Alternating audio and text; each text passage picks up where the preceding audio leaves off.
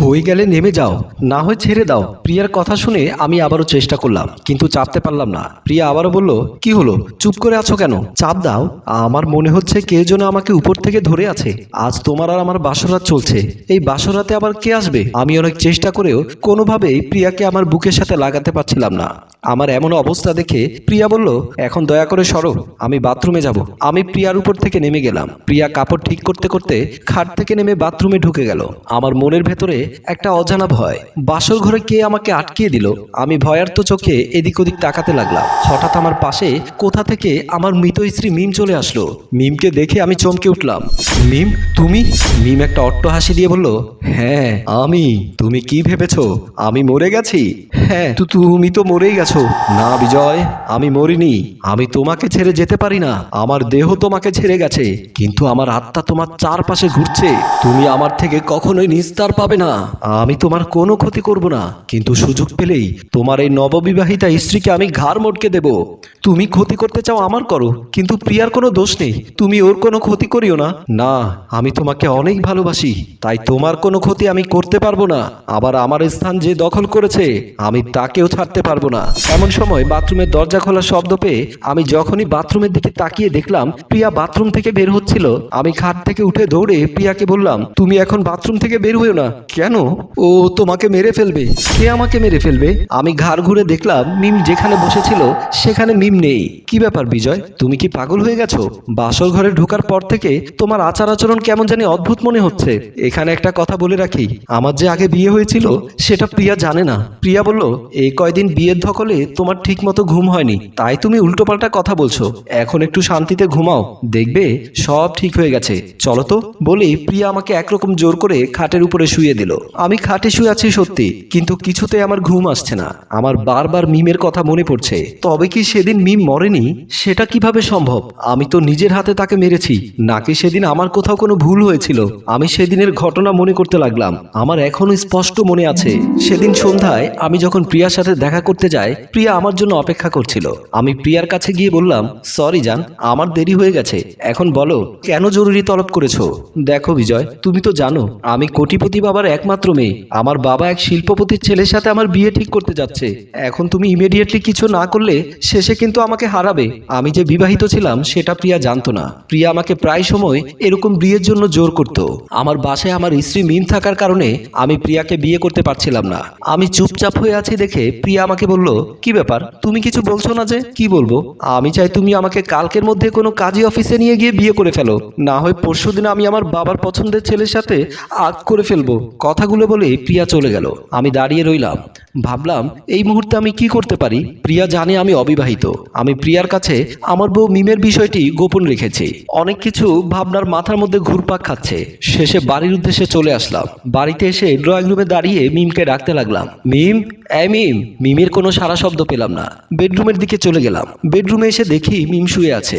একটা সময় ছিল মিম এরকম শুয়ে থাকলে আমি বাহির থেকে এসে দেখলে ঘুমের মধ্যে তাকে আলতো করে একটা চুমু দিয়ে ঘুম ভাঙাতাম।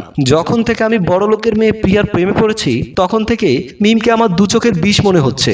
এখন কি করব ভাবতে ভাবতে পাগল হয়ে যাচ্ছি। মিম আমার সংসারে থাকলে প্রিয়াকে আমার সংসারে আনতে পারবো না। পথের কাঁটা সরিয়ে ফেলতে হবে। মিম আপন মনে ঘুমাচ্ছে। মিমের পাশে থাকা বালিশটা নিয়ে মিমকে বালিশ চাপা দিলাম। মিমের জীবন প্রদীপ নিভে গেল। নিজের হাতে আমি মিমকে সেদিন শেষ করে দিয়েছিলাম। এখন লাশটা যে কোনোভাবে এখান থেকে সরাতে হবে।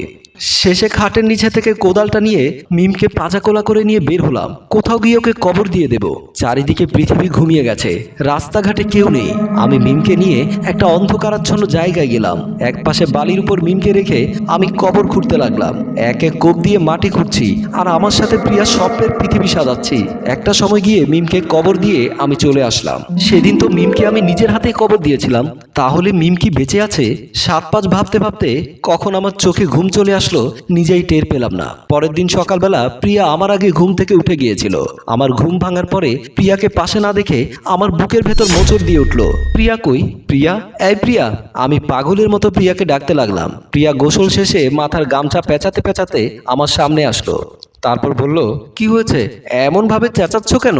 কোথায় গিয়েছিলে? কালকে আমাদের বাসর রাত হয়েছে, তাই ফরজ গোসল করতে গিয়েছিলাম। আমি তখন নিজেকে স্বাভাবিক করে বললাম, যাও রেডি হয়ে আসো। কোথায় নিয়ে যাবে নাকি? আজকে দুপুরে আমরা বাইরে লাঞ্চ করব। ঠিক আছে, তুমি ফরজ গোসল করে এসো। তারপর আমি গোসল করার জন্য চলে গেলাম। আমি প্রিয়াকে নিয়ে রেড চিলিতে লাঞ্চ করতে আসলাম। একটা ওয়েটার এসে একটা মেনু এগিয়ে দিয়ে বলল, স্যার কি খাবেন? প্রিয়াকে বললাম, কি খাবে চুজ করো। প্রিয়া মেনু দেখে বলল, এই যে এগুলো দিন। স্যার, আমাদের এখানে আগে থেকে কিছু তৈরি করা থাকে না, আমরা অর্ডার নিয়ে ইনস্ট্যান্ট রেডি করে দেই। দয়া করে আপনাদের হাফ অ্যান আওয়ার ওয়েট করতে হবে। ওকে, নো প্রবলেম। ওয়েটার মেনুটা নিয়ে চলে গেল। প্রিয়া বলল, বাসায় রান্না করলে হতো না? কেন শুধু শুধু এখানে নিয়ে এলে? আজকে বিয়ের দ্বিতীয় দিন, আজও যদি তোমাকে রান্নাঘরে ঢুকিয়ে দেই তাহলে সবাই আমাকে অমানুষ ভাববে। আমি একটু ওয়াশরুম থেকে আসি বলেই প্রিয়া ওয়াশরুমের দিকে চলে গেল। প্রিয়া যাওয়ার কিছুক্ষণের মধ্যেই মিম হাজির। হঠাৎ করে মিমকে প্রিয়ার চেয়ারে দেখে আমি চমকে উঠলাম। মিম বলল, আমাকে দেখে অবাক হচ্ছ? অবাক হওয়ার কিছু নেই, তুমি আমাকে মেরে ফেলেছো তাতে কি? আমার দেহটা শুধু পরিবর্তন হয়েছে, কিন্তু আত্মাটা তোমার পেছন পেছন আছে। তুমি কি চাও আমার কাছে? একবার বলো তো বিজয়, কি আমার অপরাধ ছিল?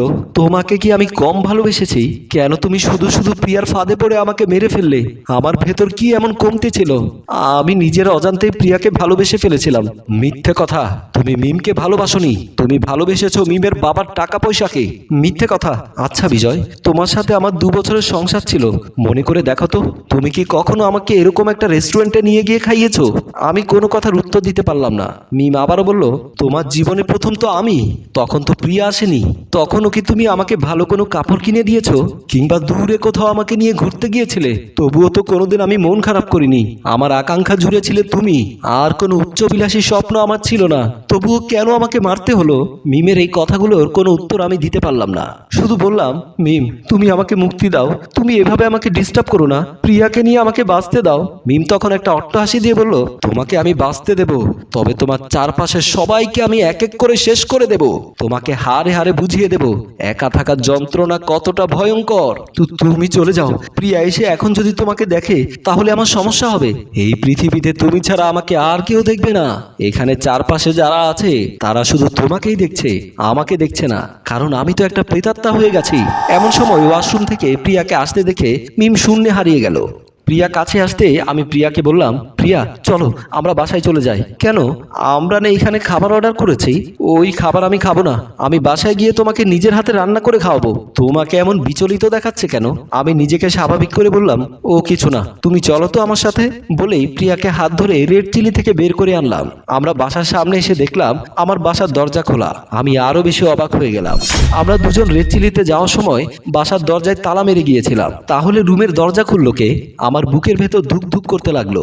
প্রিয়া বলল, কি ব্যাপার, আমাদের বাসার দরজা খোলা কেন?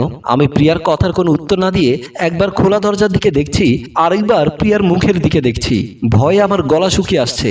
তাহলে কি মিম এখানেও চলে এসেছে? প্রিয়া বলল, বাসায় চোর ঢুকেছে মনে হয়, চলো তাড়াতাড়ি গিয়ে দেখি। প্রিয়া আমার আগে বাসায় ঢুকে গেল। আমি প্রিয়ার পেছনে আস্তে আস্তে রুমের ভেতরে ঢুকতে লাগলাম। রুমের ভেতরে এসে দেখি সোফার উপরে দুজন পুলিশ বসা।